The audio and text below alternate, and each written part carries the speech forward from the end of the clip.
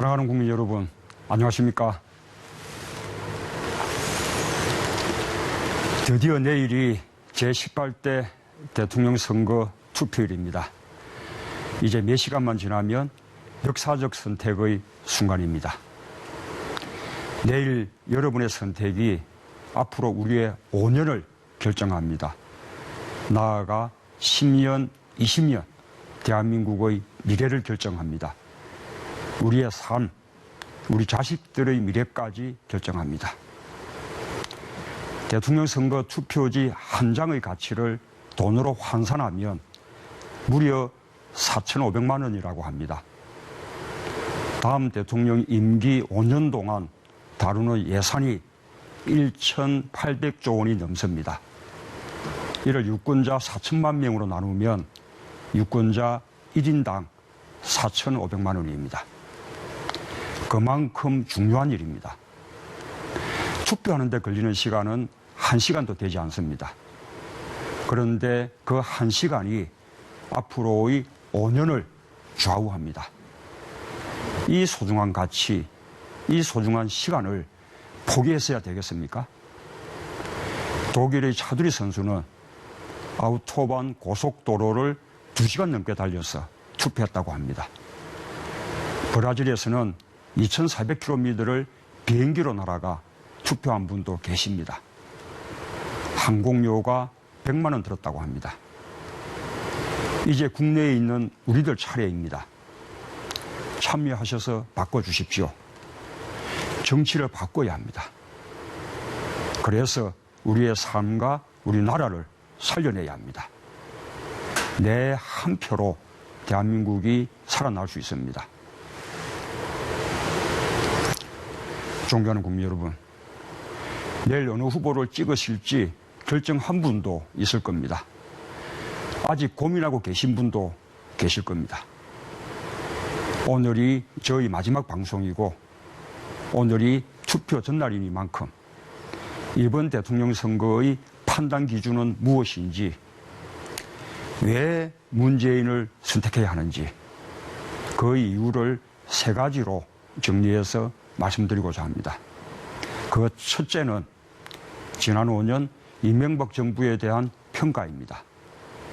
국민 여러분, 지난 5년 어떠셨습니까? 지난 5년 정부가 여러분을 안심시켰는지, 국가가 여러분을 위해 존재한다고 느끼셨는지, 여러분의 어려움을 함께 걱정해주는 정부였는지, 여러분의 생활은 좀 좋아지셨는지 냉정하게 돌아봐 주시기 바랍니다. 지난 5년 만족하신다면 집권당 후보 찍으셔도 좋습니다. 그러나 만족스럽지 않고 힘들었다면 바꿔주십시오. 저 문재인을 선택해 주십시오. 정권이 잘했으면 기회를 한 번 더 주고, 잘못했으면 바꾸는 것, 그게 민주주의입니다. 민주주의 국가에서 투표를 하는 이유, 잘못하면 심판해서 교체하기 위해서입니다. 희망이 안 보이고 더 견디기 힘들면 바꿔야 합니다. 정권을 바꾸지 않으면 우리 삶도 바뀌지 않습니다. 지난 5년 우리가 소중하게 지켜왔던 것들 다 무너졌습니다. 민주주의, 복지, 평화, 수십 년에 걸쳐 한 걸음씩 한 걸음씩 발전시켜온 소중한 가치가 불과 지난 5년 만에 폭삭 내려앉았습니다. 새누리당 정부 5년 동안 잘한 일, 도대체 무엇인지 모르겠다는 국민들이 많으십니다. 경제가 좋아졌습니까? 민주주의가 발전했습니까? 평화가 구축됐습니까? 안보가 강화됐습니까? 어느 것 하나 잘한 일이 없었습니다. 국민들은 힘들었고 불안했고 화나는 일 투성이었습니다. 그런데도 새누리당 이름 바꾸고 색깔 바꾸고는 자기들이 이명박 정권을 교체한다고 합니다. 무책임하고 염치 없는 일이라 생각합니다. 이명박 정부의 민생 파탄, 박근혜 후보 책임이 큽니다. 이명박 정권이 망쳐놓은 나라, 박근혜 후보 책임이 너무 큽니다. 부자 감세, 4대강, 언론 장악, 상용차, 용산 참사, 촛불 진압, 민간인 사찰, 측근 비리. 나라가 거꾸로 갈 때 박근혜 후보는 뭘 하고 있었습니까? 그 모든 일 박근혜 후보가 협조하거나 침묵했기에 가능했습니다. 박근혜 후보는 이명박 정부 민생 파탄의 공동 책임자입니다. 지난 5년간 이명박 대통령이 청와대 대통령이었다면 박근혜 후보는 여의도 대통령이었습니다. 새누리당 5년 전에 참여정부 비판해서 집권했습니다. 참여정부는 그때 혹독한 심판을 받았습니다. 그런데 5년이 지난 지금도 참여정부 탓만 합니다. 도대체 지난 5년 동안 뭘 했기에 5년이 지난 지금도 이전 정부 탓만 합니까? 그만큼 지난 5년 내세울 게 아무것도 없다는 것 아닙니까? 그만큼 지난 5년 잘못한 게 많다는 거 아니겠습니까? 박근혜 후보, 집권당 후보라면 이렇게 말해야 합니다. 지난 5년 우리는 이렇게 잘했다. 그러니 한 번 더 기회를 달라. 그런데 지금 박근혜 후보 이렇게 말합니다. 이명박 정부를 교체하겠다. 이거 눈 가리고 아웅입니다. 박근혜 후보는 먼저 이명박 정부의 실패를 국민 여러분께 머리 숙여 사과해야 합니다. 그것이 신뢰와 책임을 내세우는 정치인의 겸손한 자세입니다. 내일 실시되는 이번 대통령 선거의 두 번째 판단 기준은 누가 진짜 민생 대통령인가입니다. 존경하는 국민 여러분, 지금 저도 박근혜 후보도 일자리 늘리고 경제 민주화, 복지국가 하겠다고 합니다. 민생 대통령이 되겠다고 합니다. 그러나 말보다 중요한 것은 살아온 삶입니다. 살아온 삶에서 앞날이 보이는 법입니다. 저는 서민의 아들로 태어나 평생 서민의 삶을 살았고 서민들과 함께 했습니다. 민주주의와 인권을 위해 노력했고 서민을 위한 인권 변호사로 일했습니다. 평생 서민과 동떨어진 삶으로 갑자기 서민의 친구가 되긴 어렵다고 봅니다. 과거 독재를 미화하는 역사인식으로 민주주의 제대로 하기 어렵다고 봅니다. 민주주의에 대한 신념 없이 경제민주화, 복지국가 어렵다고 봅니다. 박근혜 후보의 경제민주화, 재벌들의 로비로 어느샌가 슬그머니 유야무야 되고 말았습니다. 그렇습니다. 박근혜 후보의 경제민주화는 진짜 경제민주화가 아닙니다. 이명박 정부의 재벌 위주 경제정책과 판박입니다. 새누리당 부자 정권이 계속되면 민생 파탄도 계속됩니다. 이명박 정부의 상징은 부자 감세와 4대강 사업입니다. 부자 감세 금액이 100조 원, 4대강 사업비가 22조 원, 합쳐서 122조 원입니다. 이 돈이 어느 정도 큰 돈인지 가늠이 되십니까? 국민 한 분 한 분에게 240만 원씩 드릴 수 있는 규모입니다. 연봉 2천만 원의 일자리 600만 개를 만들 수 있습니다. 대학생들 반값 등록금을 25년 이상 할 수 있는 큰 돈입니다. 이 엄청난 돈을 재벌들에게 퍼주고 4대강 사업에 쏟아부었습니다. 이렇게 이명박 정권 5년 동안 부자 정책을 폈으니 부자는 더욱 부자가 되고 서민은 더욱 살기 어려워졌습니다. 재벌은 중소기업 사냥도 모자라 골목 상권까지 침투해 빵, 떡볶이, 순대까지 팔면서 서민 경제를 멍들게 하고 있습니다. 반면 중소기업은 술자리를 잃고 재래시장은 문 닫고 일자리는 줄고 비정규직은 늘어만 갔습니다. 제가 바꾸겠습니다. 진짜 민생 대통령이 되겠습니다. 공평하고 정의로운 경제 민주화를 해내겠습니다. 반드시 재벌을 개혁하겠습니다. 재벌의 불법행위를 엄벌하겠습니다.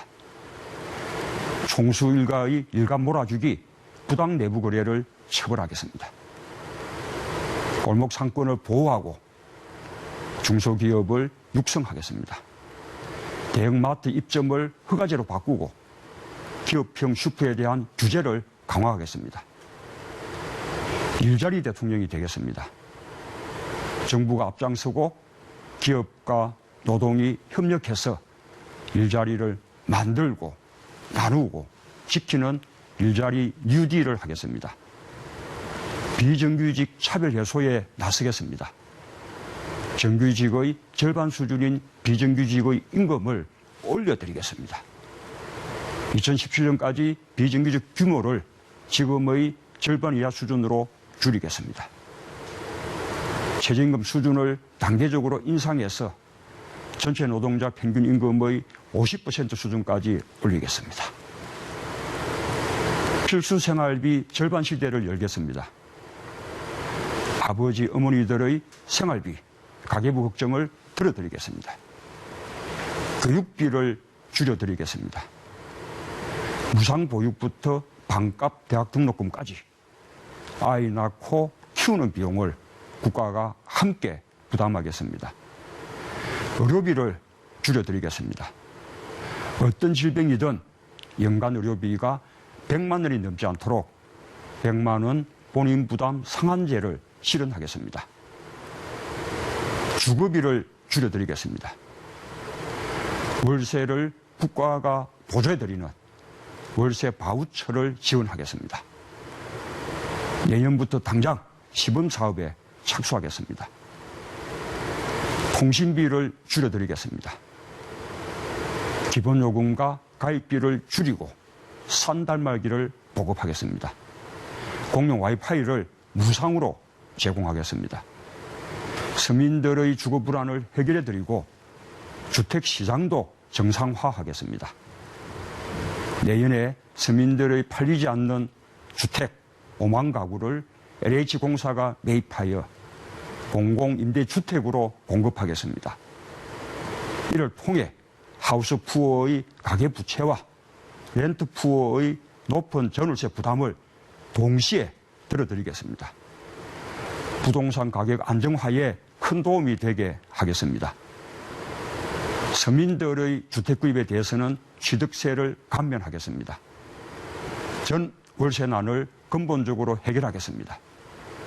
이를 위해 공공임대주택을 매년 12만 호씩 공급하겠습니다.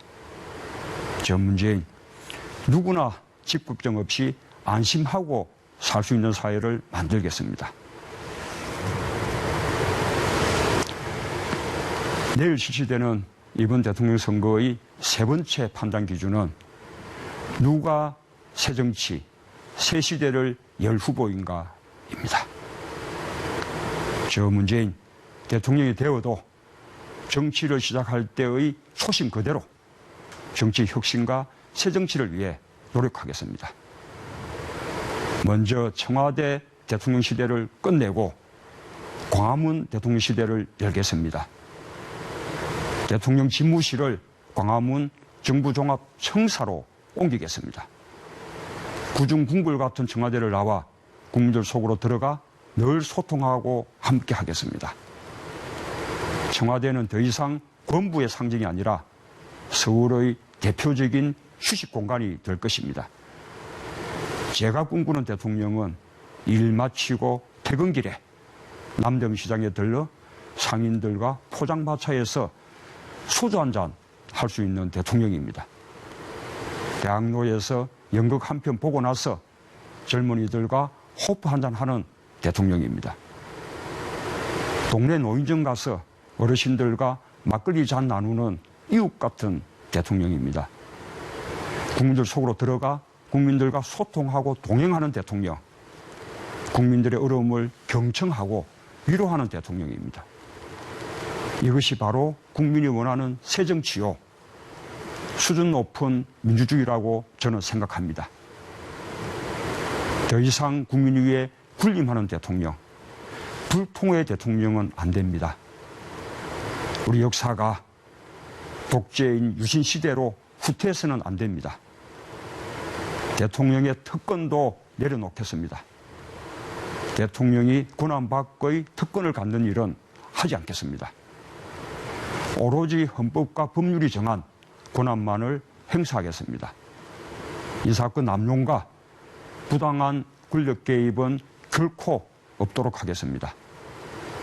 또 지역과 계층, 이념을 굴복한 대통합정당, 국민정당으로 나아가겠습니다. 국민정당이 새로운 대한민국의 새로운 정치 주체가 되도록 하겠습니다. 국민 여러분, 그동안 박근혜 후보와 저는 치열한 경쟁을 했습니다. 저희 두 사람이 공약과 가치는 다르지만 오로지 우리 대한민국을 위한 대장정이었다고 생각합니다. 박근혜 후보님도 그동안 고생하셨습니다. 이제 내일 저녁이 되면 제18대 대통령이 선출됩니다.